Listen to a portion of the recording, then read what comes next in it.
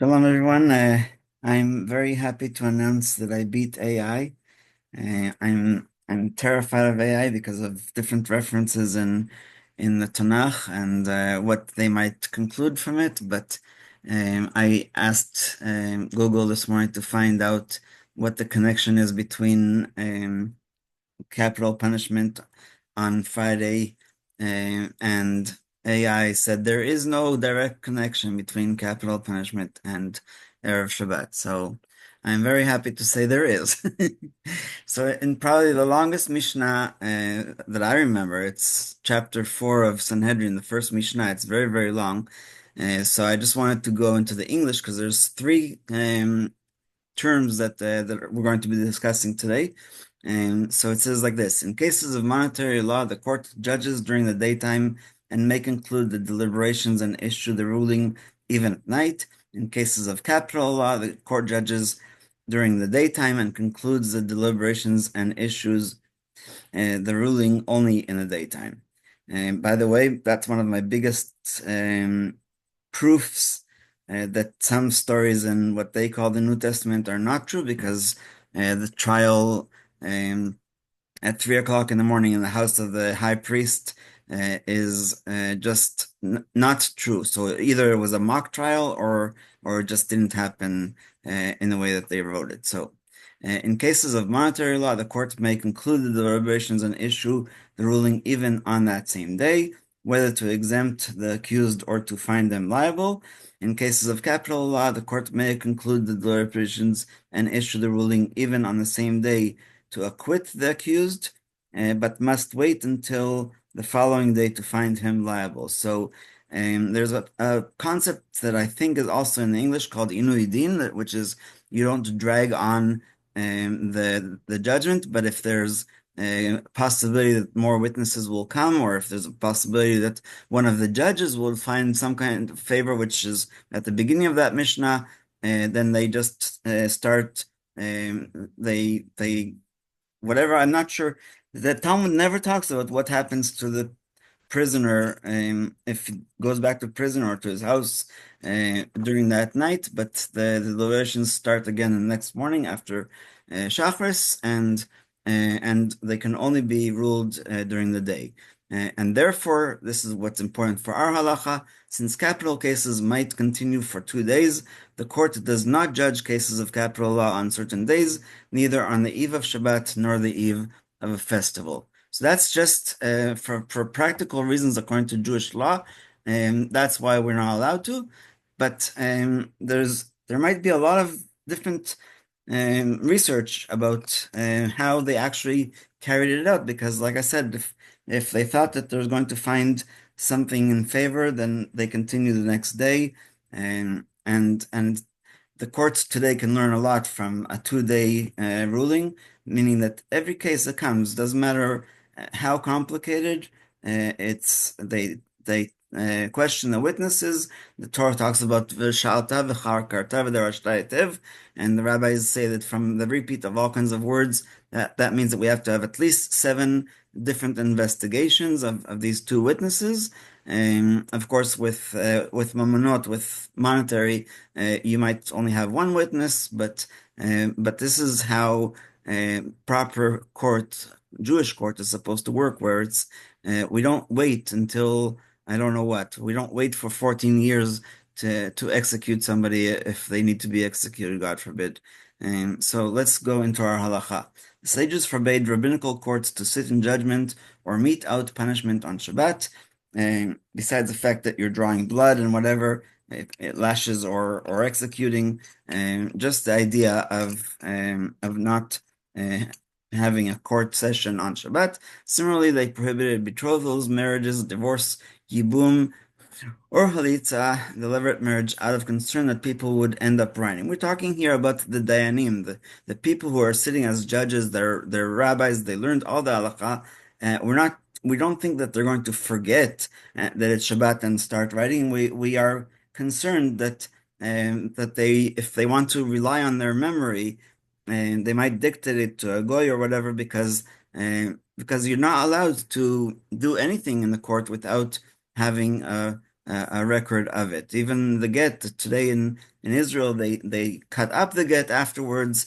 That way nobody can ever question it, but there's still a printed Maaseh Beidin that they tell you that this is what happened.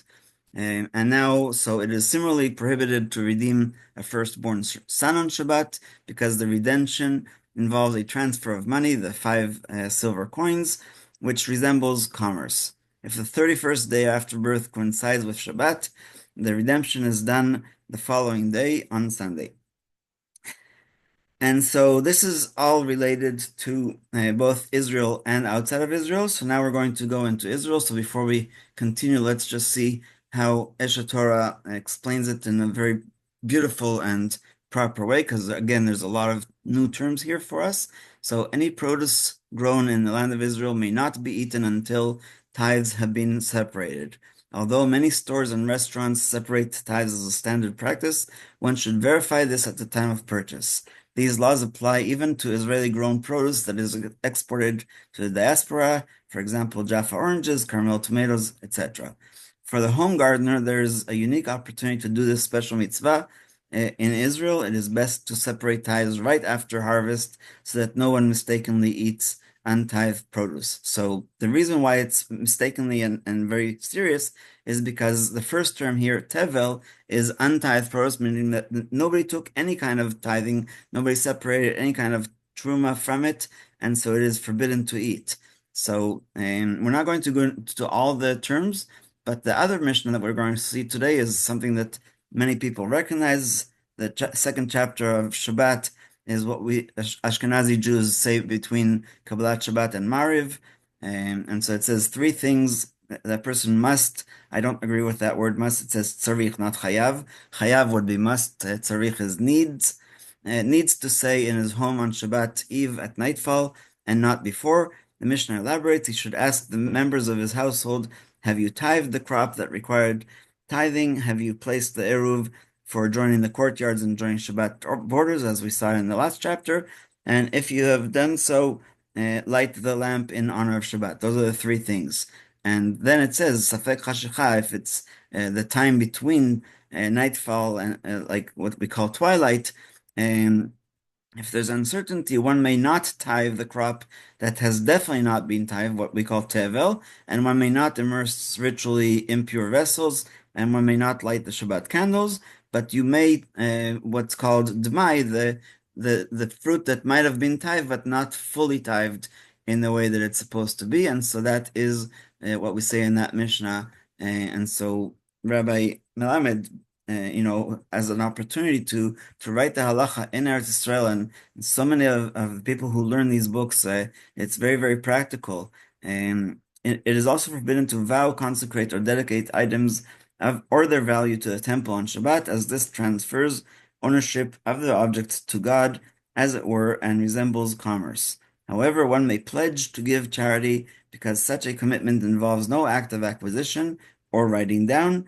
I was told a story about this rabbi and his sister that they liked to collect the donation cards after the service on Rosh Hashanah and Yom Kippur, and people would either fold the little tabs or put paper clips, and they had this funny competition between them who collected more money from these cards. So I think it's just a beautiful idea of involving the people in such a thing. And if one did buy, sell, or perform any of these actions on Shabbat, the transaction is effective because let's say that the borrower or the buyer or the seller don't need a written receipt. It is binding according to Halacha, and there's many different consequences to that. Just one more thing about Trumot Masrot.